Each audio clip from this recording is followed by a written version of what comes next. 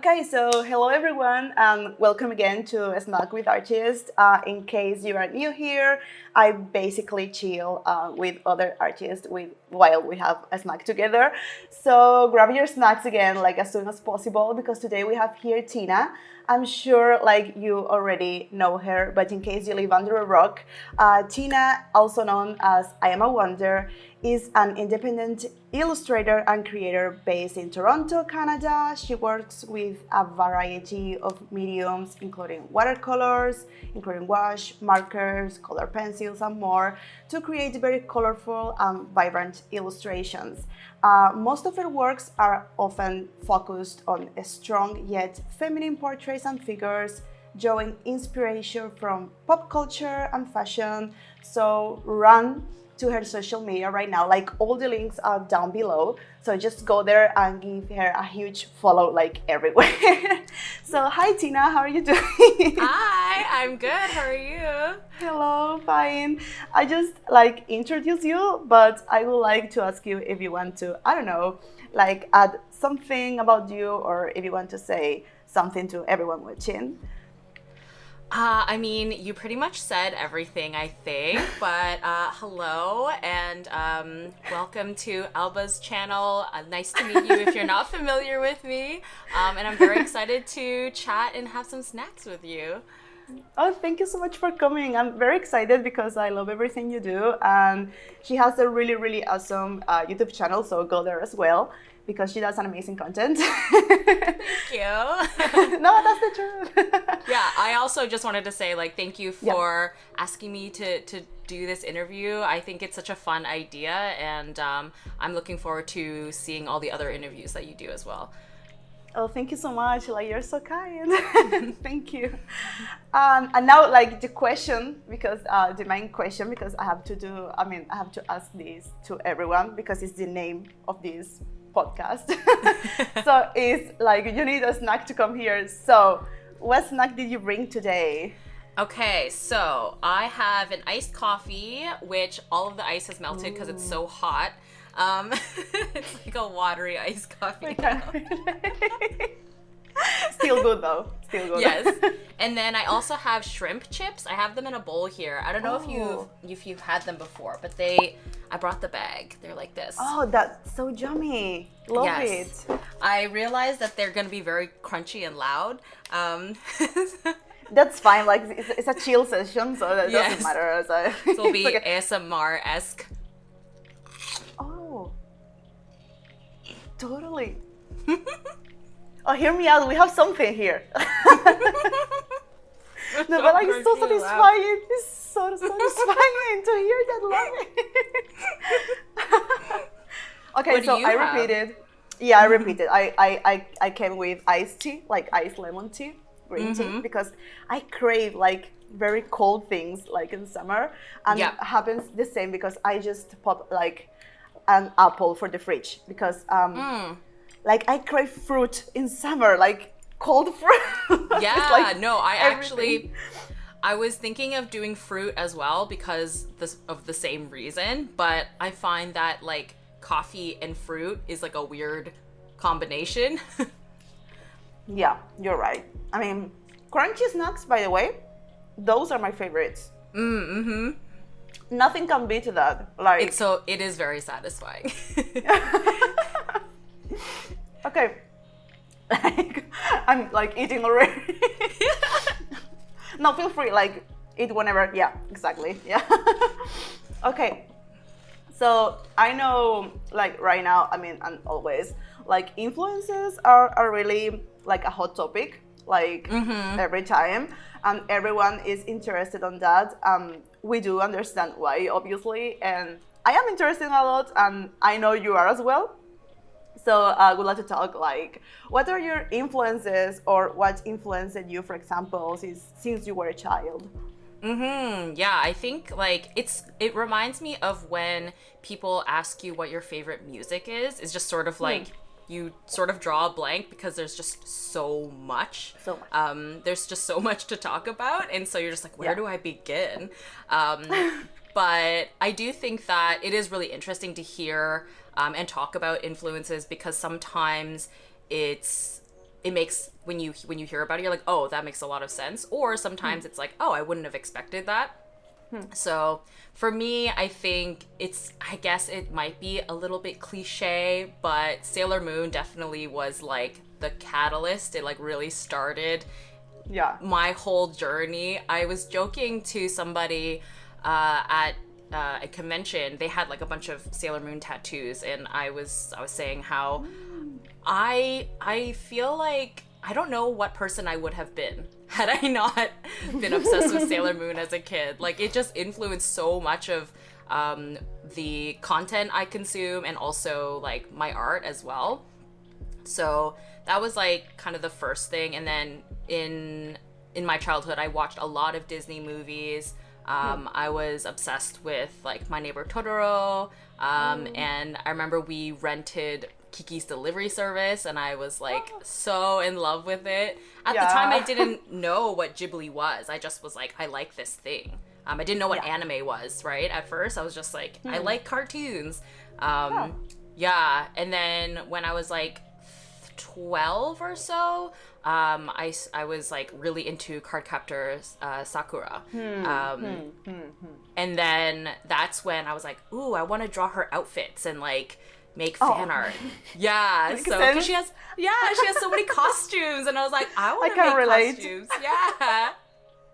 And I had like a big crush on Shaoran. I think we all like yeah. So no, that was like sorry, oh, but yeah, like that's kind of where it like all started. And then I didn't really have like a lot of friends in person that like liked the same things as me. And so, you know, the dawn of the internet, I started posting my fan art online. And then it just sort of like snowballed from there. No, but I can relate, because I think like almost all artists has like their anime past, like anime fan art past on DeviantArt. Yes. My like my DeviantArt is still like up. I just think it's really funny. Yeah, so nice. Yeah, it's under a different username. I deleted mine. It was like no. The cringe is too much. Yeah, the cringe was too high. I was like, I cannot, no, this cannot exist. Like, I cannot sleep knowing this exists out there. So that's enough. I just deleted it. But I still have like all those drawings. Yes. Because I know I still love them. It's like, I don't know, very sweet and stuff. But yeah, it's like, Jesus Christ, why though? Yes. It's like, why? Did you see the Disney movie Turning Red, the like newer one? No, still not. Oh my gosh. gosh. I heard super like good things about it. Yeah, it's really, really new. But what is so magical about it is, I mean, for one, it actually takes place in Toronto, which is very cool, which is where I so live. Nice. Yeah, which is really fun. And then also the main character, she's like 13 or something, and she also has like, she's like doing cringy anime boy drawings under her bed. It's so funny and relatable. For real. And I think we were all kind of obsessed with anime, because when I was a kid, I don't know if same happened to you, but like when I first saw something like from Japan, like anime, I was like so shocked, like, what is this? Because obviously I didn't know that was anime, that was a thing.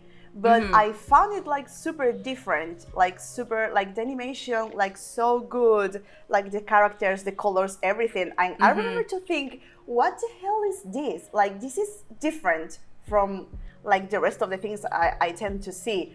Like, I don't know, Disney or European things, or I don't know, different kind of animation. And I was like blown away. Like you said, for example, the first time I saw like Spirited Away, and I was like, what? This is like so original. I remember thinking, like, this is so original. Like, for real, someone like imagining all these. Like, I remember being like so shocked about that, and I think that had a like huge impact on like our artist generation. Like you said, the dawn of internet generation, because like it was like super shocking. I don't know, at least for me, was like, but yeah.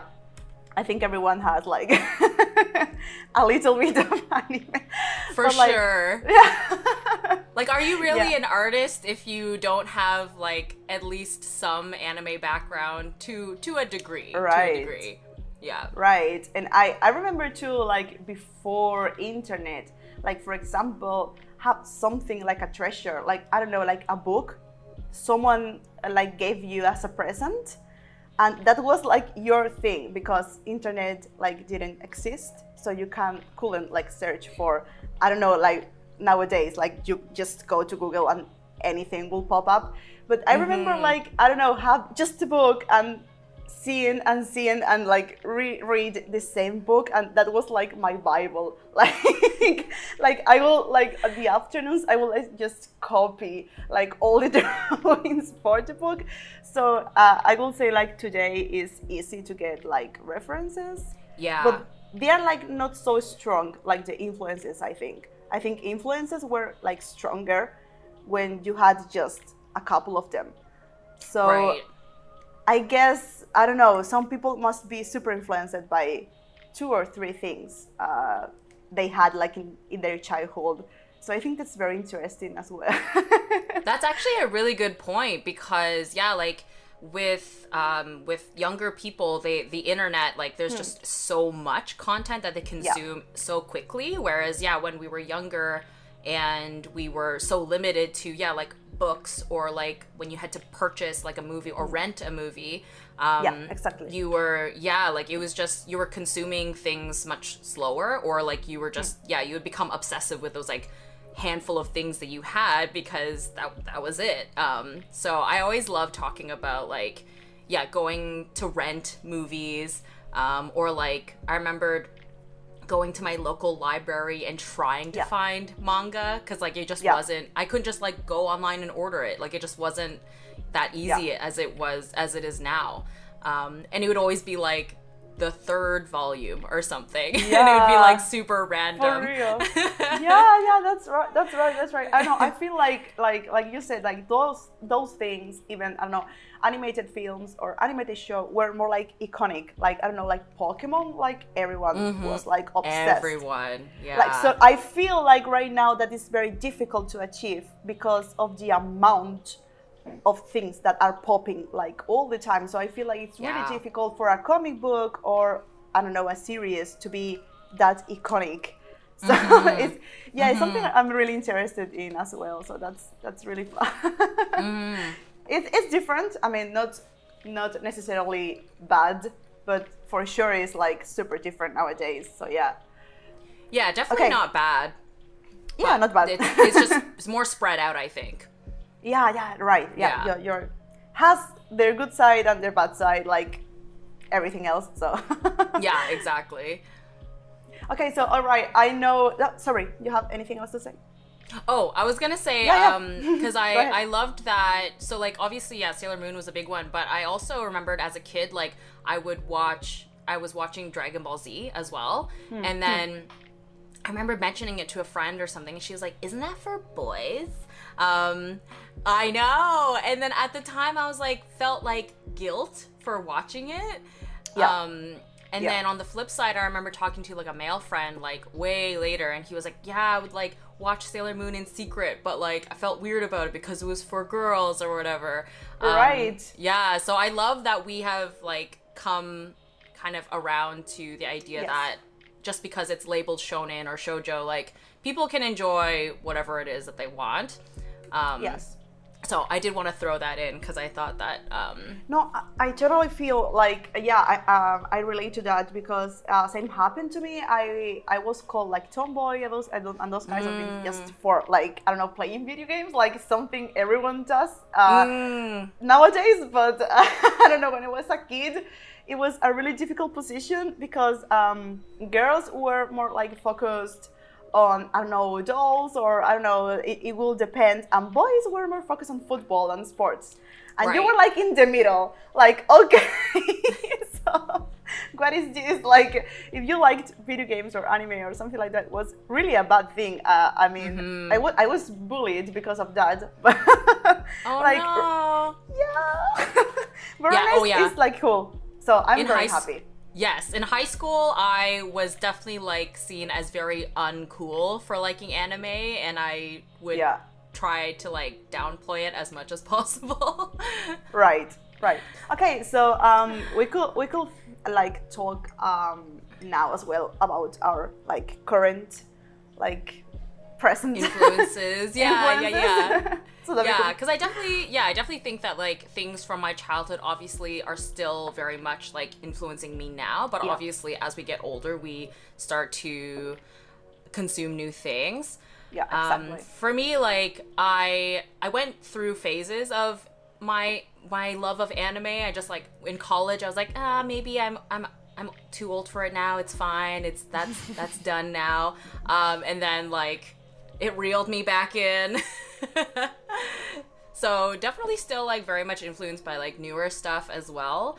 But I also really love fashion. Like that was something that I kind of took a big interest in like in high school until now. And I've mentioned this like on my YouTube channel. Like I really love makeup and like so I also am inspired by like beauty trends and like things like that. Also really love like drag queens. I get like a lot of inspiration from drag queens, which I think like kind of intersects like pop culture and fashion and like Yeah, totally, definitely. yeah. So I think that like and I've also been reading like a lot of webtoons as well. Like That's so I don't cool. know, like yeah, Yeah. just lots of different content that like, you know, it's just like an amalgamation of all these different things that like get infused into my art style. No, yeah, I mean it has to be like that because sometimes even things you are like you are not aware of are going to be influencing you, like everything, like you said, the way you like wear clothes, I don't know, even the things you eat, like like anything could be influencing Totally. you. Like I pay that sometimes when people ask me this question, like what are your influences, what are you be, I'm like, dude, so much. It's like so much. I cannot like, I mean, of course I could do, I mean, I always said ancient art right now because it's like the main thing I'm like influenced and interested right now as well. But of course, like you said, anime is behind, fashion design, I love it, is behind as well. Like comic books, I don't know, movies, like sometimes architecture, you go to a place and I don't know, see a building and I don't know, Totally. you see the tiles and the colors and you think, oh my god, this could be a super nice color combination for an illustration. I don't know. So it's like you have to be like aware of your surroundings and everything because basically anything can give you like an idea. So it's Yes. like you said, like everything comes together in Yeah, one thing exactly. and that's your style basically. So I think so as well. Totally. Yeah, super cool. Okay, so all right, I know as well, like you have a Patreon, and like you are very successful there. And by the way, link is on the description for all you guys in case you're interested. Just go and take a peek there. And yeah, I would like to talk about your experience on Patreon, or it is a good platform to learn, or also like what do you offer in yours in case like we said people is interested and want to go there. Yeah, for sure. Patreon has been great. I've been on it for a little bit over 2 years now, and I kind of turned to Patreon because I wanted another avenue. So yes, I have been on Patreon for a little over 2 years now, and I've been really, really loving it, and I'm so thankful for the success that I've received from it. I started it because I needed like another avenue to make an income as an artist, and at the time when I started it, I was still like working retail like part-time to like make ends meet, and you know, I felt like I was seeing a lot of other artists use it, and so I thought, okay, let's try it. And yeah, on my Patreon page, I offer like a few different tiers. One of them being like a digital tier where I release an exclusive video every month, and then I show like behind the scenes stuff, like pages from my sketchbook that I don't find is like good enough for, social media. And a little bit more kind of work in progress shots and things like that I just don't really think suits, you know, Instagram. And then for my $10 and $14 tiers, I send out a postcard every month, and then the top tier, the $14 tier, is a postcard and a sticker. And that's been really fun because it gives me an sort of like a deadline to constantly make something, because you know, being fully self-employed and independent, it's easy to just sort of I don't know, like if you're like, I don't really feel like making art right now, it'll like, you know, it'll just keep continuing that way. So it's like I need like some kind of deadline or obligation to like kind of motivate me. So the Patreon artwork for the sticker and the print has been like a good motivator to like keep up with that, making something. And I always pick a theme, which is pretty fun. And kind of, you know, going back to us talking about influences, I've started making like Pinterest mood boards. I know you do those too, like cool. With like a little collage. And so like I posted on my Patreon like the month before, being like, hey, this is what next month's theme is gonna be. So cool. That's so cool. Super nice idea. So that's been really fun. Because it's like, it's so hard to just describe, you know, what you're influenced by.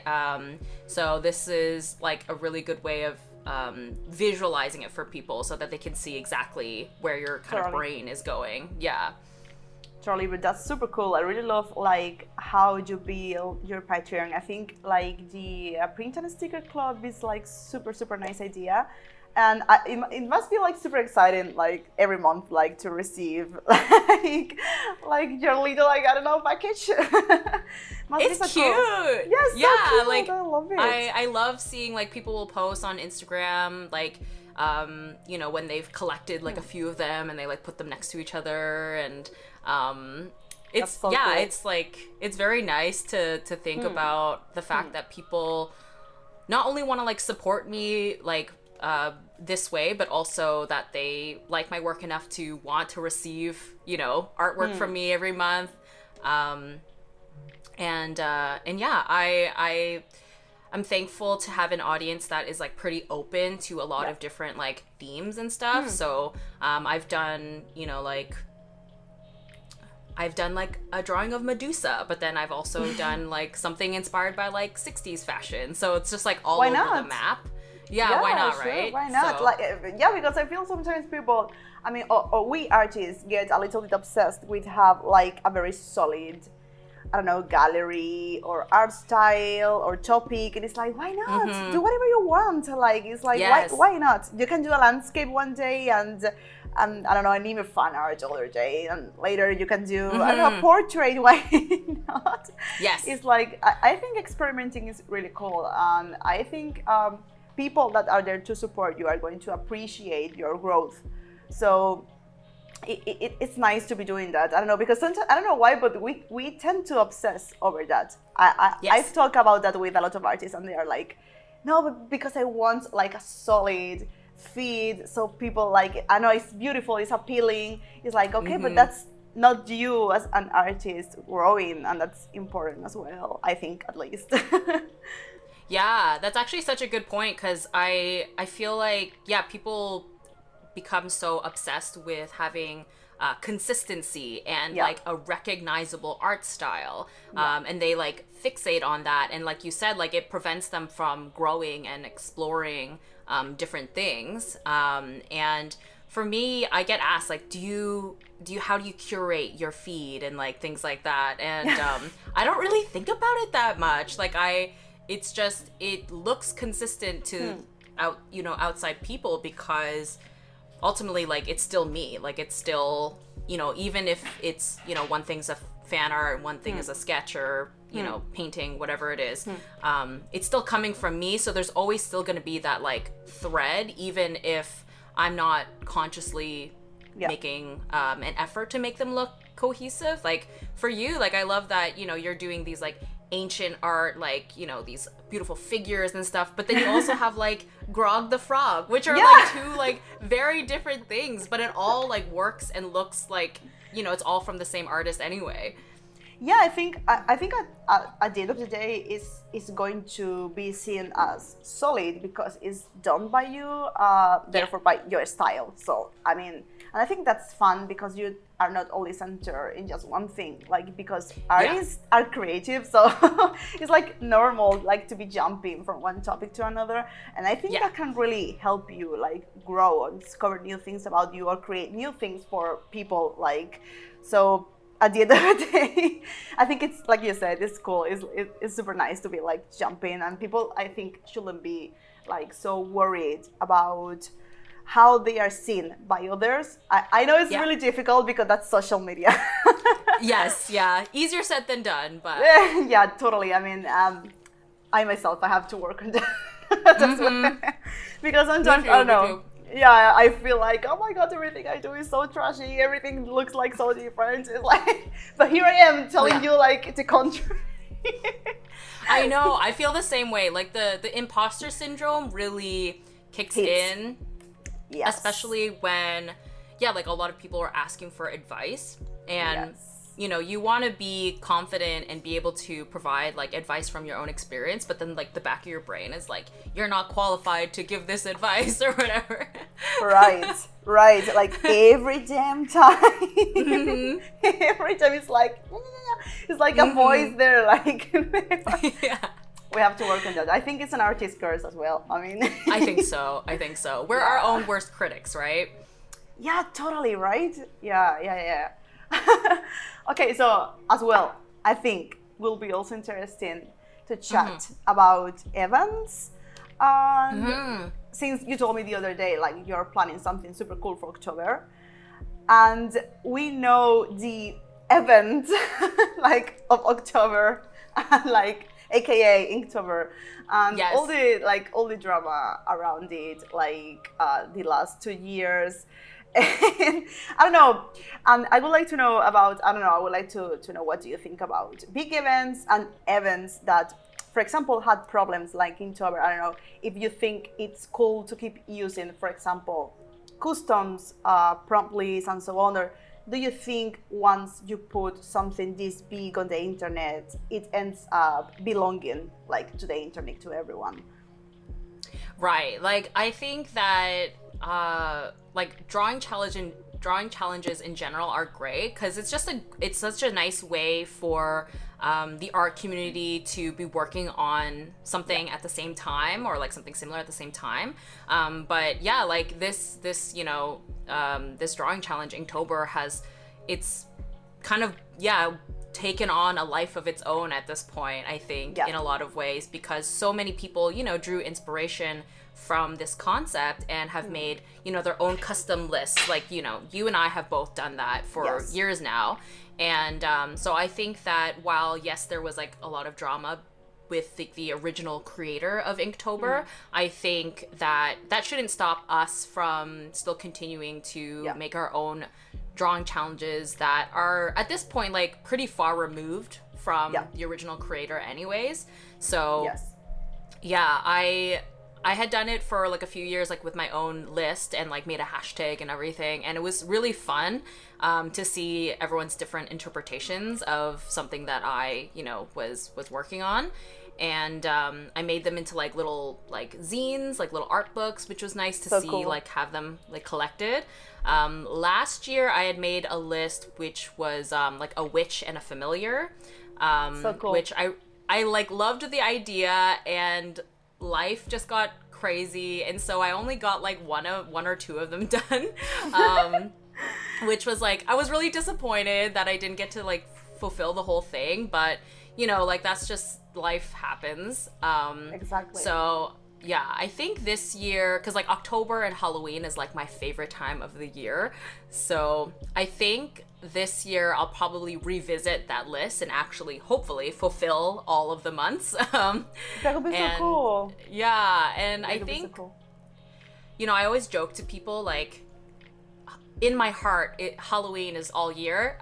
So. Right. I was thinking it might be cute to make a calendar out of all these like witch illustrations, So cool. to, you know, fulfill the Halloween vibes all year round. That would be amazing. That would be amazing. No, I think just the same. Like, I mean, I agree on everything you said. I think as well that Inktober right now, like the event, brought together a lot of artists into a community, we could say. So I know a lot of people improves and grows from that experience, and I don't see like fair like to like ban everyone like from that event, because it's something useful at the end of the day, and you end up with a project like you said. So it's a really good time of the year to like plan something, and you end up with a product, or I don't know, with like a sign like you said, or like a project, like a calendar, like I don't know. And I know like people uses it to practice as well. So I think it's really cool to keep doing the event by ourselves, because at this point it belongs to everyone, I think, because it's too big like, to handle it. So basically that I totally agree with you, and the idea of the calendar, I think it's so cool. You're going to like doing it with the prompt list, right? I think so, yeah. So I think so? I'll make like minimum 12. Maybe I'll make a couple more for extras in case, Yeah. you know, I don't like one. But just because I think 31 days is like way too ambitious for me. No. It's like, no. I mean, for everyone, that's why I always try to make like stress-free lists. Like, do this for having fun or like improving. Yeah. Like, don't put like more task on your shoulders. Like, life is enough. Your work is enough. Like, don't over like put things. Exactly. So it's okay if last year you couldn't like finish everything. I mean, the important thing is like thinking about it and just, I don't know, grab a pen and do a couple of things, and you achieve something that's more than enough. You don't have to feel like, oh no, I didn't like finish this. It's okay. Sometimes life happens, and that's just it. Yeah. Yeah, I totally agree. Like, I think that trying to commit to a drawing every day is so stressful, and like that shouldn't be the point of the drawing challenges. It should be fun. So I really enjoy like having a much more like pared down list, because I think you also do like a shorter prompt list as well. Yeah, always. I did 1 year the 31. Never again. Like Yeah. never again, because it was so damn stressed. Like all first 2-3 days, like okay, I went ahead of time, blah blah, and that's why I always said don't trust social media, because people may look like they are drawing a perfect drawing per day, but those drawings like could be done in September, and they're like posting them in October. So like, and it was like okay, it's a win per day, and it was like impossible. I end up like super stressed. That's why for next year I thought, okay, no, not again.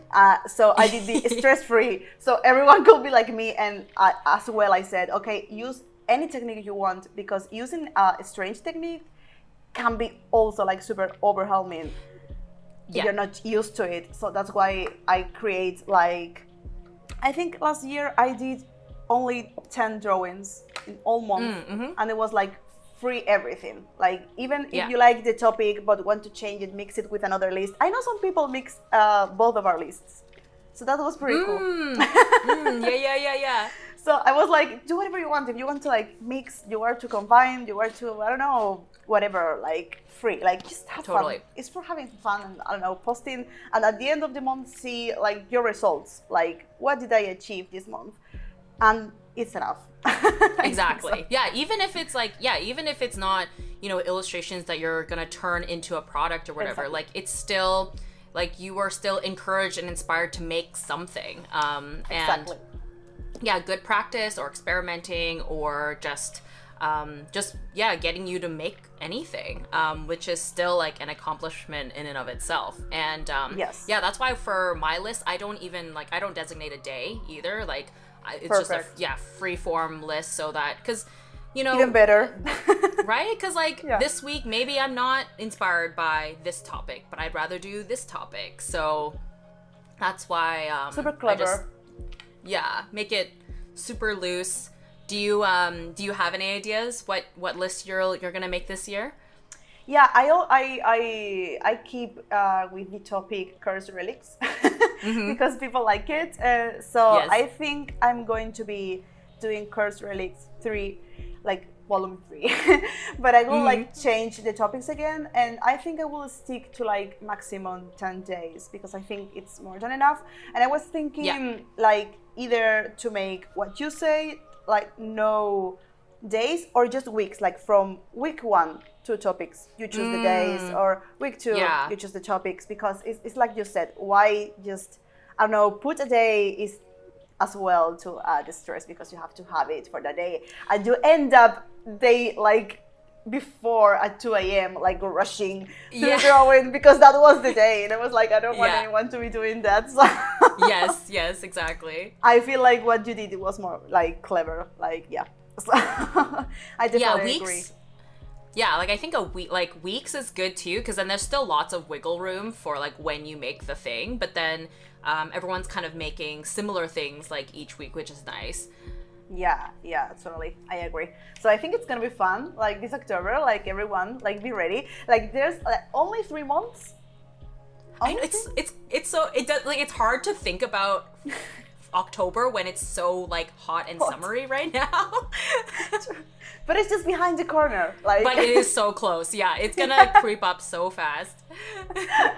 I cannot wait. Honestly, it's one of my favorite like seasons. So I agree. I get excited just to think about it. Me too. Okay, so now I'm going to be asking like the tricky question of the conversation, and that will be, like I said, no names, like in the past episode, just for fun. Like, have you got like, or what is the ugliest, worst project you've worked in? Like, look at you if you don't have any. That will be great to me. I mean, like, I love this question because I think it's really funny. But like, I don't do a lot of client work, so I actually don't end up doing a lot of projects for other people. But I will say, for a very small window of time, I used to take on like portrait commissions. Here we go. And like there were ones that were perfectly fine, that went the way that you would hoped it would. But I definitely had some where, like, and I'm a traditional artist, right? Like I work with watercolors, so there's not a lot of wiggle room to adjust the painting when it's done. So I did have a couple of times where I would like work on something and like show it to them. And they're like, I feel like it doesn't really look like me, or I feel like it doesn't really look like us. Oh gosh, no. Oh, no. And I'd be like, well, you showed me one photo that has like lots of filters on it, so like I don't know how, what do you expect? How accurate it is. Yeah, and also like that my art style is like a little bit stylized. It's not like hyper realism. So those I think were probably my worst experiences with like. Yeah, so now I never do them anymore. Like not again. No, but like like for real, like I know like lots of artists that are just like avoiding customers' commissions. Yeah. Like personal commissions, they are like so fed up because sometimes it's people that doesn't understand anything about art. So if you have a style, like just a stylized way to do things, they will complain no matter what. Yes. So it's like, dude, like you knew what to ask for. What is this now? Yeah, it's like they weren't paying attention to what your actual art was, and they just wanted someone to make a portrait of them or their boyfriend or whatever it is. No, and they imagine. I think they imagine something, and that may have nothing to do with your style, but they imagine it. Then they ask for it. Yes. And then they think it's going to be just as they imagine. And it's like, sometimes it's something like super far away from your style. And it's like, for reals, like, what did you expect? Like, I don't know. What was in your head? I mean, I will pay to see like the image they had in their minds when they ask about it. Like, Right. like for real. But like, oh my goodness. It's too much. Sometimes people are too much. Yeah. Oh my God. There's Yeah. some So like, that super good people. But oh yeah, there was definitely some people who were perfectly nice, and I was like, oh, if all commissions were like this, I would be okay with doing them. But like there's always, you know, the handful that ruins it for everyone. So I probably will never do it again. I understand why. Like I have some experiences like similar as well, and it was like I don't know, even like super small companies or startups or I don't know, companies just owned by two people just starting, right? And they will ask for these like super render like pieces, and it was like, have you seen my gallery? Yeah, like, that's not what I do at all. I don't do painting, and they will like I don't know, show me references from other artists that were super far away for what I do, and I was like, no, like I don't do this. Like, why did you contact me for this? Yeah. I don't get it for real. Yeah. But no, like you said, there's people are super good, super nice. Like they even give you, I don't know, a tip or something like that at the end of the day. But there are others like will refuse even to pay you. Like I don't know, there are like people over there like they're I don't know. It's like for another episode, like entirely. Yeah, that could be its own video for sure. It's its own video for sure. Okay, and now I wanted to ask you before we go, last question. Like, what is something like you'd love to do, or I don't know, what is your big objective, or what do you want to achieve the most in your career? This is an interesting question because I feel like I don't think super long term very often. I'm very like kind of in the moment type person, but I will say one thing I think that I would like to do eventually is like a proper art book, like collecting you know my work, which I think would be pretty cool. And then the other one is I kind of it would be interested in doing like an art, like a in-person art gallery again. Oh wow. Yeah, I did it once like a few years ago, and I was, you know, it was a very new experience, and now that I've done it once, I feel like I would be better equipped to do a better job at it a second time. So yeah, I think that would be kind of cool to do like an actual gallery. Oh wow, that would be super cool. I mean, those are really, really, really cool goals. I mean, love it. I mean, the art book, I think everyone wants it because it will be amazing. Thank you. So that could be so cool. Actually, I think that will be really, really easy for you like to achieve because you have a lot of art already produced, and for you like to find someone to publish, it will be super, super easy. I think for the quality of your work and as well for the number of followers you have on social media. So I think you could that like really soon. No, for sure. I feel like I don't know. It's just one of those things, right? Where you're like, do I have enough work that I like enough to put into an art book? So, you know, one of these days I'll get around to compiling something. That will be amazing. Okay, so I think that's been it. Now, at the end, before we go, anything you want to say, anything you want to promote, anything, whatever, before we go, free space, freestyle, whatever you want to say. I mean, right now I'm not working on anything specific, but I definitely will be hoping to do that, you know, October art challenge. Okay. So definitely, you know, follow me on YouTube and Instagram to follow that little challenge. And yeah, if you want extra content from me, my Patreon page is up and available. So, and I will have my online shop open in a couple of months after convention season is over, hoping for September when I am done all the conventions, I can open my online shop again. Amazing. I mean, all the links are down below, so you just follow her everywhere. Like right now, I just go and follow her everywhere. That's it. And thank you so much for coming. I really had all the fun, and I love chatting with you. And yeah, guys, like I said, follow her, and thank you so much for joining us today. And yeah, we'll be back soon with more videos. Okay, so that's been it. Thank you guys. Bye bye. Have a nice Thank day. you. Bye.